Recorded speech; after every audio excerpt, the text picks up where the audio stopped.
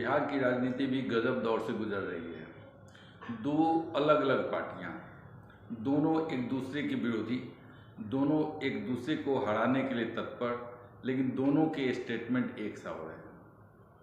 India गठबंधन की का शुरुआत करने का श्रेय दिया जाता है बिहार के जनता दल यूनाइटेड के नेता और बिहार के मुख्यमंत्री नीतीश कुमार को, और अमित शाह राष्ट्रीय जनतांत्रिक गठबंधन यानी एनडीए के दूसरे सबसे महत्वपूर्ण नेता हैं।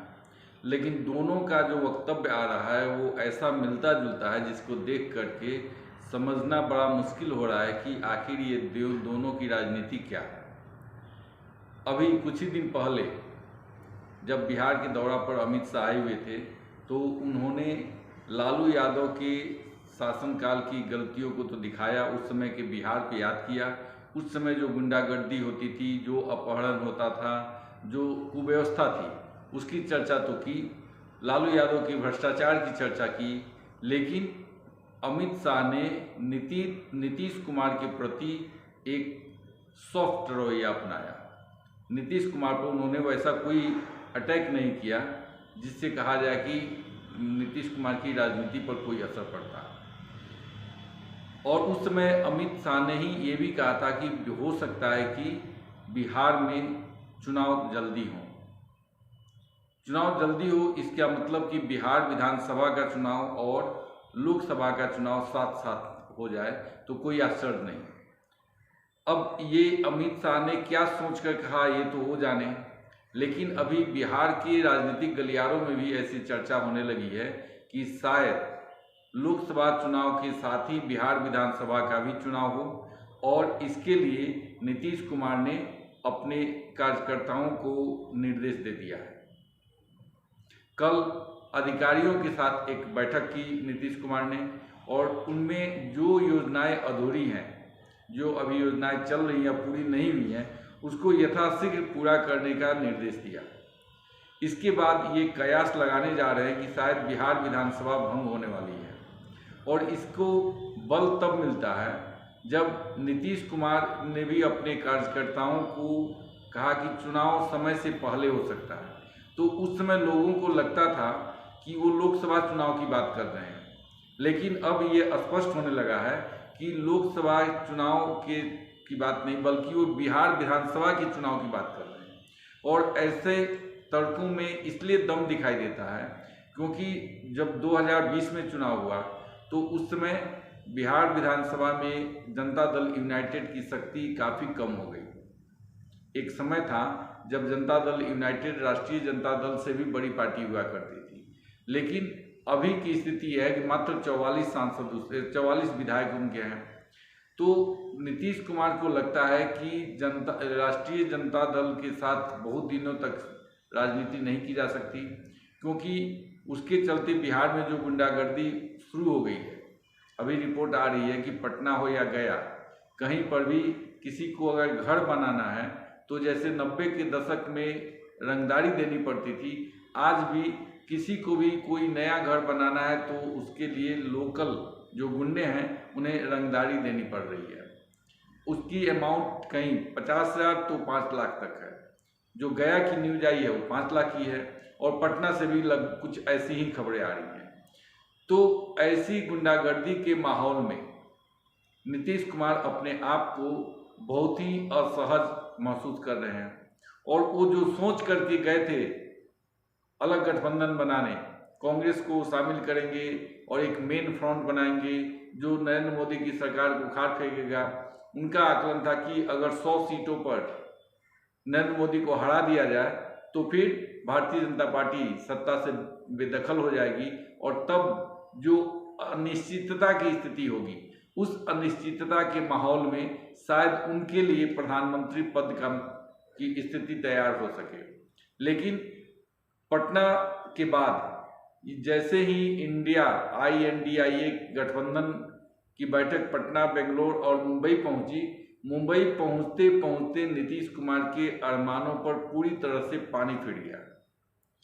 कोई भी उन्हें भाव देने को तैयार नहीं है, और इसी कारण से नीतीश कुमार आजकल इंडिया गठबंधन की कोई चर्चा भी नहीं करते, और नरेंद्र मोदी को हराने की बात भी नहीं करते जैसे पहले किया करते थे। बल्कि उसके उलट हुआ ऐसा कि अभी जब G20 की मीटिंग चल रही थी तो उसके डिनर वाले कार्यक्रम में राष्ट्रपति द्रौपदी मुर्मू के निमंत्रण पर नीतीश कुमार दिल्ली पहुंचे थे और वहां पहुंचने के बाद उन्होंने नरेंद्र मोदी के साथ जो उनकी तस्वीरें बाहर आई उसको देख करके लगता था कि काफ़ी प्रसन्नचित्त थे।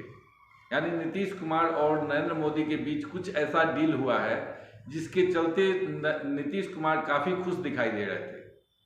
और जब नरेंद्र मोदी नीतीश कुमार को ले जाकर बाइडेन से परिचय का अमेरिका के राष्ट्रपति बाइडेन से परिचय कराए, उस समय की जो फोटो आई उसमें भी नीतीश कुमार का जो एक बॉडी पोस्चर था उसको देखकर लगता था कि काफ़ी खुश नजर आ रहे थे। इन सारी चीज़ों को जब मिला कर देखा जाता है तो ऐसा लग रहा है कि बिहार विधानसभा, लोकसभा के साथ ही बिहार विधानसभा भी भंग होगी और बिहार विधानसभा का चुनाव भी लोकसभा चुनाव के साथ ही कराया जाएगा। इसके पीछे दूसरी तर्क यह है कि इसमें नीतीश कुमार का कुछ भी घाटा होने वाला नहीं है, क्योंकि वो अपने न्यूनतम स्कोर पर खड़े हैं। 44 सीटें जीत करके जनता दल यूनाइटेड की बार्गेनिंग क्षमता काफ़ी कम हो गई है। उनको ऐसा लगता है कि अगर दोबारा वो चुनाव में गए तो उनकी सीटें इससे बढ़ेगी और लोकसभा चुनाव के साथ अगर वो एनडीए के साथ मिल कर जाते हैं तो फिर उनकी सीटों में इजाफा होना नेचुरल है, स्वाभाविक है। अब ये अलग बात है कि भारतीय जनता पार्टी उन्हें राष्ट्रीय जनतांत्रिक गठबंधन यानी एनडीए में लेती है या नहीं लेती है। वैसे जहाँ तक मेरी अपनी बात है, मैं तो चाहता हूँ कि नीतीश कुमार को किसी भी कीमत में एनडीए में नहीं लिया जाए, क्योंकि ऐसा राजनीतिक अवसरवादिता कभी हरियाणा में भजन लाल ने दिखाया था जो अभी बिहार में नीतीश कुमार दिखा रहे हैं। हरियाणा में एक समय था जब भजन लाल के कारण एक आया राम और गया राम का मुहावरा चल निकला था। कब कौन किधर आया किधर गया पता ही नहीं चलता था। कुछ वैसी ही स्थिति बिहार में भी नीतीश कुमार ने कर दी है। कब वो राष्ट्रीय जनता दल के साथ होंगे और कब भारतीय जनता पार्टी के साथ कहा नहीं जा सकता। लेकिन ये भी सच है कि उन्होंने अपना रिलीवेंस, अपनी प्रासंगिकता ऐसे बनाए रखी है कि इन सारी पार्टियों को उनकी आवश्यकता है। नीतीश कुमार के बिना बिहार में कोई भी सरकार फॉर्म नहीं की जा सकती। कम से कम आज की स्थिति तो ऐसी ही है।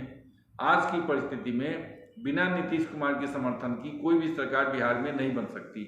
और यही कारण है कि चाहे पार्टी कोई भी हो, भारतीय जनता पार्टी हो या फिर राष्ट्रीय जनता दल, लेकिन मुख्यमंत्री नीतीश कुमार ही रहते हैं। अब अगर नीतीश कुमार बिहार विधानसभा को भंग करते हैं तो इसका विरोध कौन कौन करेगा और इसका रिजल्ट, इसका परिणाम क्या हो सकता है। पहली बात तो इसका विरोध राष्ट्रीय जनता दल ही करेगी, क्योंकि राष्ट्रीय जनता दल तब प्रयास कर सकती है कि 5-6 विधायक को तोड़ करके अपनी सरकार बचा ले। भारतीय जनता पार्टी के हाथ में दोनों हाथ में लड्डू है। अगर जनता दल छोड़ के भारतीय जनता पार्टी के साथ मिलते हैं तो भी भारतीय जनता पार्टी की सरकार बनेगी। अगर चुनाव होते हैं तो उसमें भी भारतीय जनता पार्टी को अपनी स्थिति मजबूत करने का अवसर मिलेगा। लेकिन परिस्थितियां बिहार में वैसी कुछ जो बनती दिख रही है, उससे लगता है कि बिहार विधानसभा का भंग होना अवश्यंभावी है। और ये डिसीजन एक बार जब कैबिनेट बहुमत होते हुए अपना डिसीजन ले लेती है तो फिर उसे पलटा नहीं जा सकता। इसलिए मुझे लगता है कि नीतीश कुमार अगर ये डिसीजन लेते भी हैं, मेरा आकलन तो ये है कि शायद नीतीश कुमार 2024 के लोकसभा चुनाव परिणामों का वेट करें।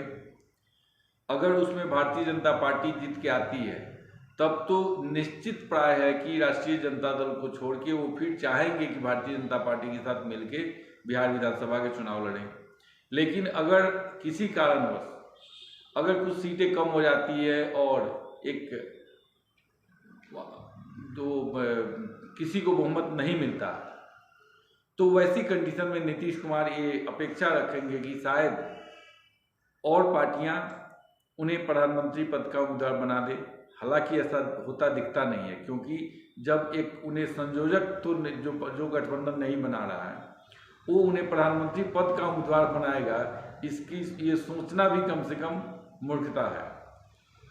उनका दावा इतना ज़्यादा होने लगा था कि इंडिया गठबंधन ने ये तय किया कि संयोजक का पोस्ट ही नहीं होगा, एक समन्वय समिति काम करेगी, कोऑर्डिनेशन कमेटी बना दी गई है और उसमें 11-12 लोगों को शामिल कर लिया गया है।